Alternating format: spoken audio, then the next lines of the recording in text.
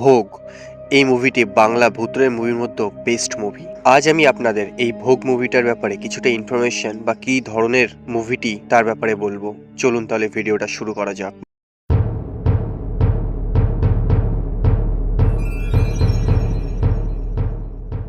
ভোগ এই মুভিটা পরমব্রত চক্রবর্তী লিখেছেন। মুভিটি হইচই অ্যাপে রয়েছে। আজকের এই ভিডিওতে ভোগ মুভিটির ঘটনা একটি ছোট্টভাবে আপনাদের বলবো। আপনাদের কাছে একটা ছোট্ট অনুরোধ, ভিডিওটি সাবস্ক্রাইব করুন এবং একটি লাইক করে দিন।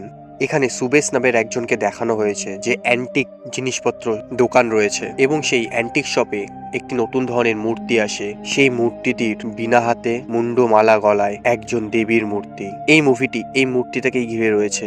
এই ঘটনাটা হলো আতিন নামের একজন ব্যক্তিকে নিয়ে। পুরো ঘটনা এই হলো মেইন ক্যারেক্টার। আতিন ওই অ্যান্টিক শপে যায় এবং ওই মূর্তিটি ঘরে নিয়ে আসে। এরপর থেকেই তার ঘরে ভুতুরে বা অন্যরকম জিনিস শুরু হয়। ধীরে ধীরে মূর্তিটির প্রতি আজব ধরনের আকর্ষণ বোধ করে এবং মূর্তিটি পুজো করতে শুরু করে। এরপর তার জীবনে একটি মেয়ে আসে। সেই মেয়েটি আর কেউ ছিল না, ডাইনি ছিল। ওই মূর্তিটির একটা অদ্ভুত বিষয় ছিল, সে কখনো নিরামিষ খাবার গ্রহণ করতো না, আমিষ খাবার বা মাছ মাংস গ্রহণ করত।